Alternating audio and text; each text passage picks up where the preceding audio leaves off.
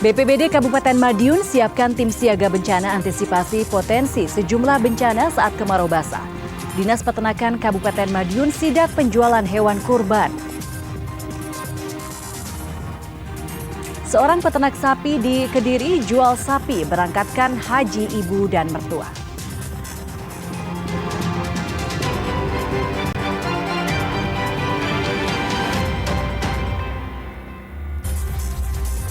Halo, saudara, apa kabar Anda hari ini? Kompas Jatim kembali hadir ke hadapan Anda. Selain 3 informasi utama tadi, tim redaksi kami telah menyiapkan sejumlah informasi penting dan inspiratif lainnya untuk Anda. Bersama saya Virgianti Kusuma, kita jelang Kompas Jatim di Kompas TV Independen Terpercaya.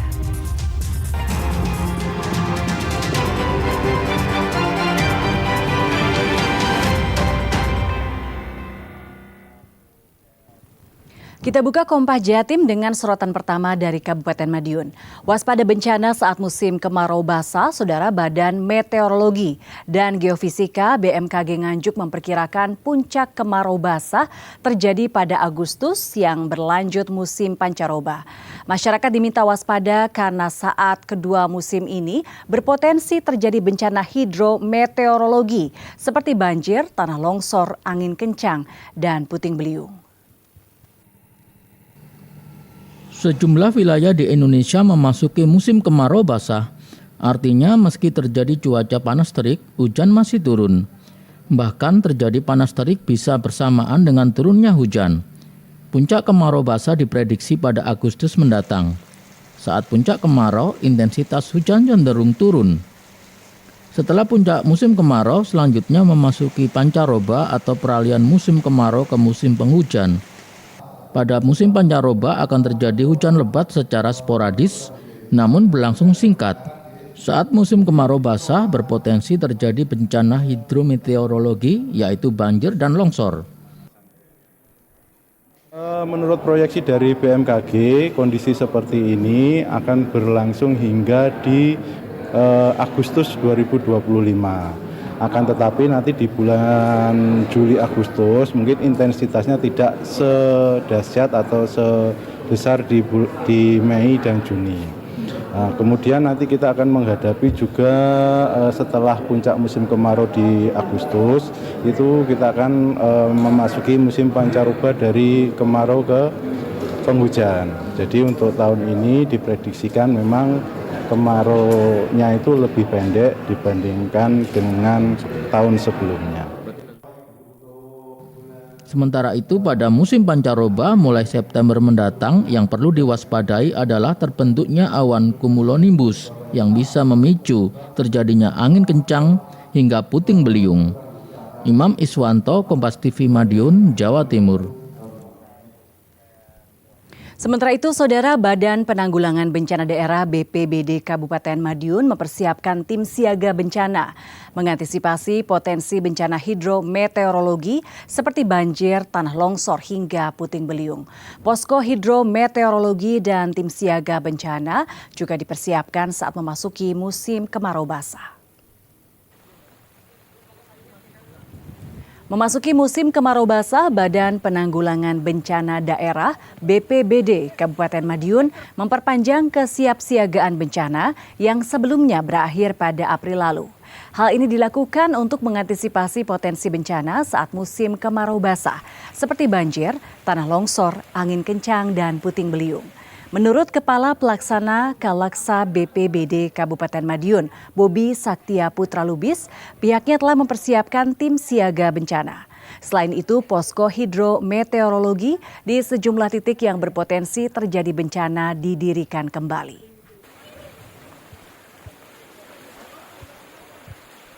Kita mengikuti rilis dari BMKG awal-awal di bulan April memang ada kemungkinan kemarau itu mulai pasca kemarin mulai di bulan Mei, tapi ternyata yang seperti dijelaskan dari BMKG tadi fenomena-fenomena yang terjadi di langit Jawa Timur ini masih banyak awan-awan yang arahnya berkumpul yang kemungkinan masih terjadinya hujan. Makanya untuk posko hidro itu nanti akan kita promosikan lagi ya, karena terkait dengan saya akan memperpanjang SK dari kesiapsiagaan bencana hidrometeorologi. Beralih ke sorotan selanjutnya, Saudara petugas Dinas Ketahanan Pangan dan Peternakan Kabupaten Madiun melakukan inspeksi mendadak sidak sejumlah tempat penjualan hewan kurban. Pemeriksaan untuk memastikan kesehatan hewan kurban menjelang Hari Raya Idul Adha. Inilah pemeriksaan kesehatan hewan kurban yang dilakukan petugas bidang peternakan Dinas Ketahanan Pangan dan Peternakan Kabupaten Madiun. Petugas mengecek sejumlah tempat penjualan hewan kurban, sapi hingga kambing. Pemeriksaan meliputi bagian telinga, mata, kaki, dan mulut hewan kurban. Secara keseluruhan, hewan kurban yang diperiksa dalam kondisi baik, namun penjual hewan kurban dihimbau tetap waspada terhadap penyakit mulut dan kuku (PMK). Untuk 2 tempat di Basian sama Ngadirejo bagus-bagus semua. Untuk di Basian kan rata-rata kambing semua. Jadi kambing rata-rata untuk kali ini sangat baik untuk kambingnya. Jadi gede-gede juga, besar, dan kemudian sehat juga. Kemudian untuk yang di Pak Samir ini ada 83 ekor dan rata-rata hampir semuanya baik juga. Kebutuhan sapi kurban di Kabupaten Madiun diperkirakan sekitar 1.700 ekor sapi. Kambing maupun domba ada sekitar 16.000 ekor. Sementara populasi sapi saat ini diperkirakan 7.000 ekor. Jumlah kambing maupun domba kurban mencapai 30.000 ekor. Imam Iswanto, Kompas TV Madiun, Jawa Timur. Wakil Gubernur Jawa Timur Emil Elistianto Dardak menyatakan seluruh hewan kurban di Jawa Timur telah menerima vaksin penyakit mulut dan kuku atau PMK.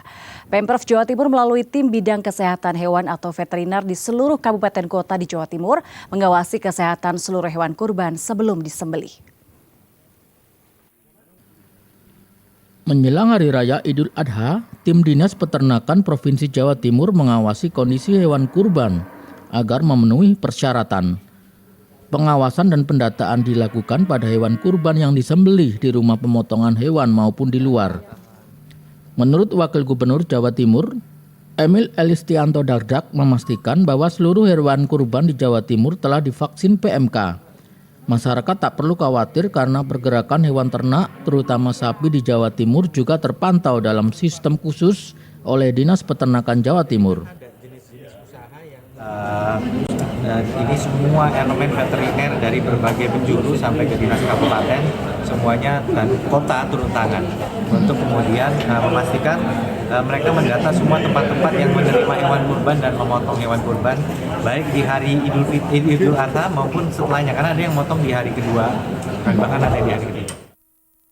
Selain itu, Pemprov Jawa Timur juga memastikan pasokan hewan kurban mampu memenuhi kebutuhan di Jawa Timur dan harga penjualan hewan kurban terjangkau. Kika Madona, Kompas TV Surabaya, Jawa Timur. Pemerintah kembali menerapkan kebijakan diskon listrik 50% bagi warga dengan daya listrik rumah tangga di bawah 1.300 volt ampere. Kebijakan ini mendapat respon positif dari warga kurang mampu di Rumah Susun Sederhana Rusunawa Sombo, Surabaya. Berikut laporan jurnalis Kompas TV Alfian Rahman dan juru kamera Misbahul Munir. Ya saudara, pemerintah kembali akan memberikan diskon tarif listrik 50% sama seperti yang telah diberikan pada Januari dan Februari lalu. Namun terdapat perbedaan dengan Januari dan Februari lalu di mana diskon yang kembali akan diberikan pada Juni dan Juli 2025 ini hanya menyasar rumah tangga dengan daya listrik di bawah 1.300 volt ampere. Apakah mendapat respon positif dari warga? Saya akan mengajak Anda untuk berinteraksi langsung dengan warga di Rusunawa Sombo, Surabaya terkait rencana pemerintah akan memberikan kembali diskon listrik 50%. Selamat pagi Bapak, bergabung dengan kami di Kompas TV. Anda merapat sedikit Bapak. Dengan Bapak siapa? Pak Edi Purwanto. Adanya diskon listrik 50% sama seperti yang Januari Februari diberikan oleh pemerintah untuk yang bulan Juni dan Juli ini akan menyasar warga dengan daya listrik 450 dan juga 900. Tanggapan Bapak seperti apa? Dan mungkin bisa diceritakan Pak untuk selama ini di warga yang ada di Rusunawa Sombo ini daya listriknya berapa aja Pak? Kalau variasi ya, ada yang 450, ada yang 900, ada yang 1.300. Nah, untuk yang periode kemarin itu alhamdulillah program dari pemerintah itu sangat-sangat membantu warga. Khususnya yang saat sekarang ini keadaan perekonomian sangat sulit lah. Kalau Pak Edi sendiri, daya listrik di rumah Bapak berapa? Daya listrik saya sendiri kebetulan 450.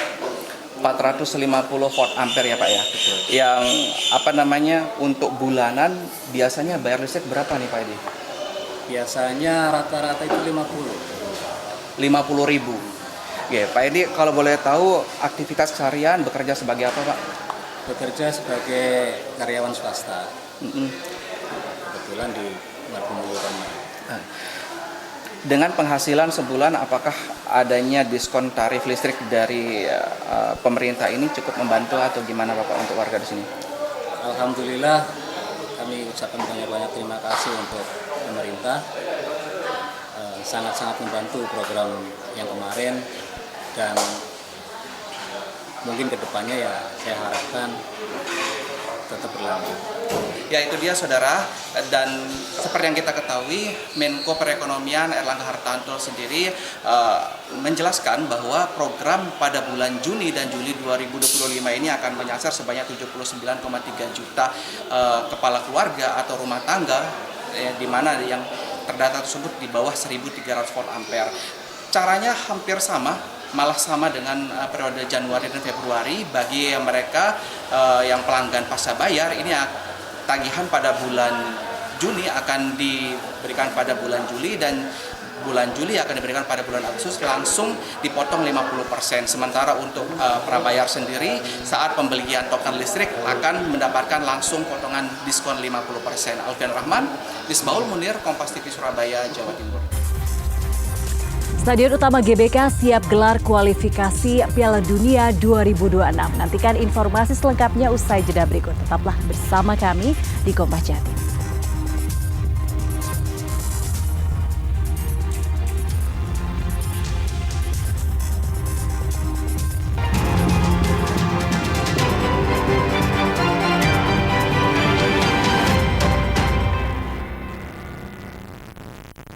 لبيك اللهم لبيك لبيك لا شريك لك لبيك إن الحمد والنعمة لك والملك لا شريك. Saudara Mansyur, seorang peternak sapi di Kabupaten Blitar bisa memberangkatkan haji ibu kandung dan ibu mertuanya. Hasil penjualan sapi yang dibeli Presiden Prabowo untuk berkurban ini dipakai Mansyur melunasi seluruh biaya haji. Inilah keseharian Mansyur, salah seorang peternak sapi di Kabupaten Blitar.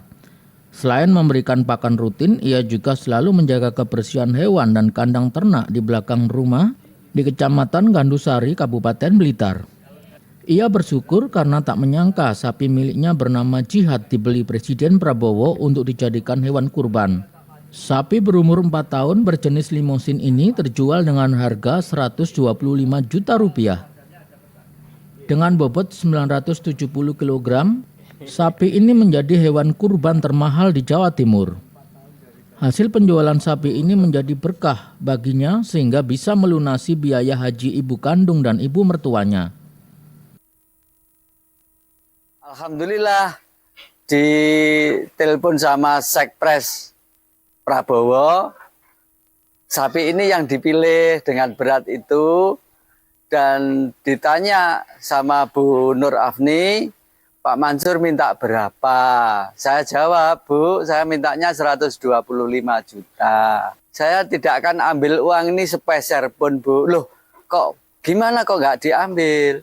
Ini saya kasihkan ibu dan ibu mertua saya buat naik haji. Alhamdulillah, kalau begitu saya jadi, Pak Mansur. Beliau bilang seperti itu.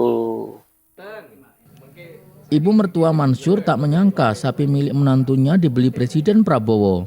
Ia terharu karena hasil penjualan sapi bisa melunasi biaya haji dirinya dan besannya. Iya. Gimana perasaan? Ya bagaimana ya seneng ya terharu banget.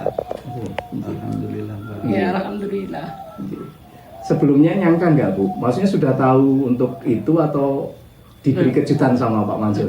Bukan, kalau yang pas itu jauh-jauh hari kan sudah bilang. Terus pas yang itu yang besar, sapi besar itu saya nggak tahu kan, katanya dibawa Pak Presiden gitu aja, mau dibagi apa besaran seperti ini kalau bilang seperti itu. Rencananya sapi kurban presiden ini diantarkan ke Masjid Raya Wulingi Kabupaten Blitar pada hari pertama Hari Raya Idul Adha.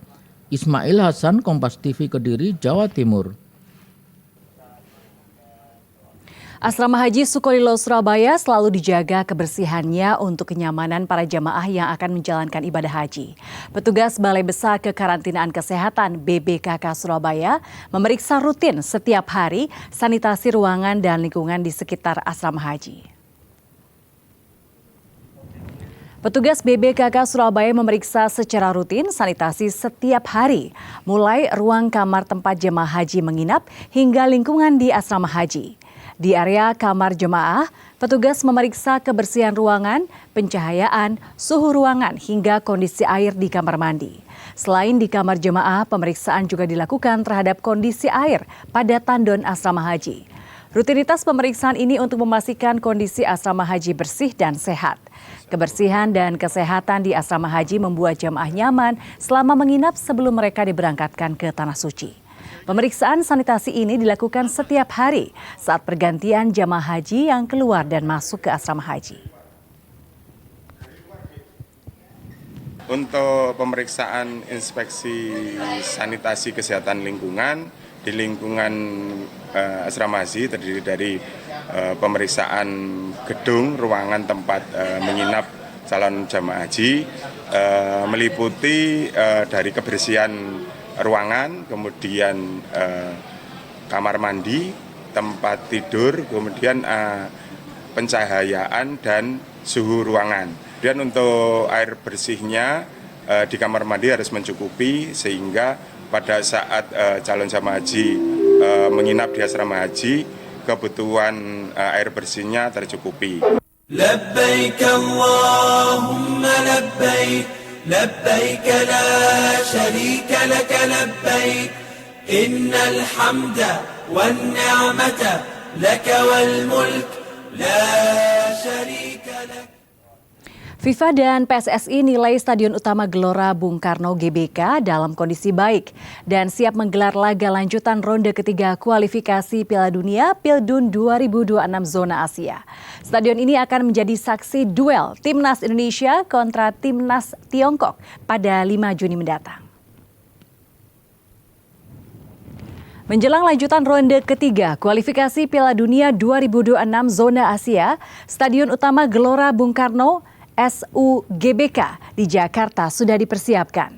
Saat melakukan pengecekan, Ketua Umum PSSI Erick Thohir bersama FIFA Director Theodore Giannikos dan jajaran terkait menilai seluruh komponen penyelenggaraan hingga kualitas lapangan siap dipakai dan dalam kondisi terbaik. Kondisi rumput Stadion Utama Gelora Bung Karno dalam kondisi terawat baik. Usai melihat kondisi rumput, Erick Thohir juga mengecek kondisi tribun VIP. Akses penunjang untuk para pecinta sepak bola tanah air juga telah layak dipergunakan. Hal ini agar penonton yang akan menyaksikan skuad Garuda melawan Tiongkok pada 5 Juni nanti merasa nyaman dan antusias.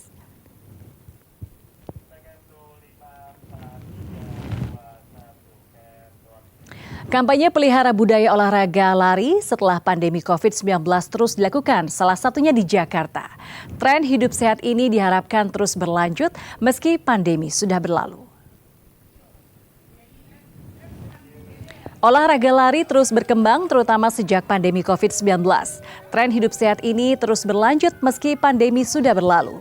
Salah satu cara mengkampanyekan budaya olahraga lari dengan cara menggelar ajang fun run bertajuk 910 Electric Run di seputaran Kompleks GBK Senayan, Jakarta. Meski sederhana, olahraga lari sangat bermanfaat bagi kesehatan, terutama jika dibarengi dengan persiapan matang meliputi asupan nutrisi. Selain itu, perlu dilengkapi peralatan yang memadai. Karenanya, budaya hidup sehat ini harus terus berkembang meski pandemi sudah berakhir. Yang paling saat itu gampang dan mudah adalah dengan lari. Dan bisa dikatakan olahraga saat itu adalah olahraga individual. Jadi itu membuat orang semakin sadar dengan gaya hidup sehat. Lalu pada saat itu memang keadaannya sedang pandemi dan individual gitu ya. Tapi setelah pandemi berakhir itu akan menjadi satu culture atau budaya. Menikmati rujak lontong di tepi sungai akan kami hadirkan usai jeda berikut. Tetaplah bersama kami di Kompas Jatim.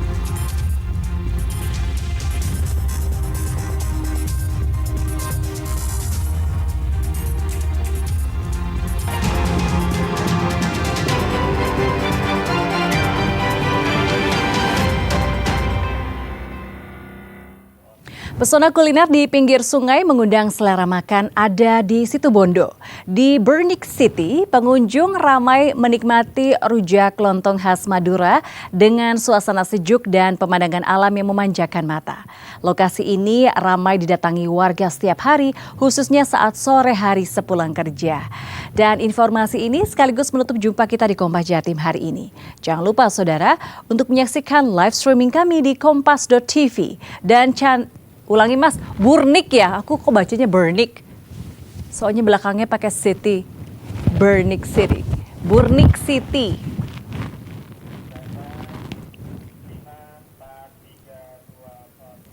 Pesona kuliner di pinggir sungai mengundang selera makan ada di Situbondo. Di Burnik City, pengunjung ramai menikmati rujak lontong khas Madura dengan suasana sejuk dan pemandangan alam yang memanjakan mata. Lokasi ini ramai didatangi warga setiap hari, khususnya saat sore hari sepulang kerja. Dan informasi ini sekaligus menutup jumpa kita di Kompas Jatim hari ini. Jangan lupa saudara untuk menyaksikan live streaming kami di kompas.tv dan channel YouTube Kompas TV Jawa Timur. Kompas TV independen terpercaya. Saya Virgianti Kusuma. Sampai jumpa. Inilah Burnik City, sentra kuliner di Dawuhan, Situbondo. Wisata kuliner ini ramai dikunjungi warga setiap hari untuk menikmati kuliner dan jajanan tradisional seperti rujak lontong khas Madura. Dibuat langsung di tempat, rujak lontong disajikan dengan bumbu kacang, petis, dan pisang muda yang diaduk menjadi satu. Bahan isiannya pun beragam, mulai dari timun, sayur toge, tahu hingga lontong yang empuk. Rasanya yang segar, manis, asin, dan gurih bercampur dalam setiap suapan. Makanan ini jadi favorit para pengunjung yang menikmati hidangan di pinggir sungai. Kacang, pisang, petis, kasih coka. Aroma kacangnya itu sama petisnya itu. Berarti memang harus dibuat secara dadakan ya Pak ya? Iya. Kalau umpama sampai 1 jam itu udah enak dah. Langsung dimakan. Jadi harus dibuat secara dadakan. Berwisata kuliner di sini semakin menyenangkan karena penjual menyediakan tempat makan langsung di tepi sungai. Pemandangan sawah dan gunung dengan semilir angin serta cahaya matahari terbenam menjadi nilai tambah bagi para pengunjung. Di sini suasananya sejuk. Selain itu kita bisa lihat sunset. Di sini kita bisa santai karena kebetulan kita juga pulang kerja. Jadi di sini juga banyak macam-macam makanan. Kebetulan saya di sini makan rujak lontong. Kenikmatannya itu untuk rasanya itu mantap dan harganya juga terjangkau. Rujak lontong khas Madura ini menjadi salah satu primadona di Burnik City. Satu porsi dibanderol Rp7.000. Pembeli sudah dapat menikmati rujak lontong yang dinikmati mulai dari sore hingga malam hari. Rendra Farandika, Kompas TV, Situbondo, Jawa Timur.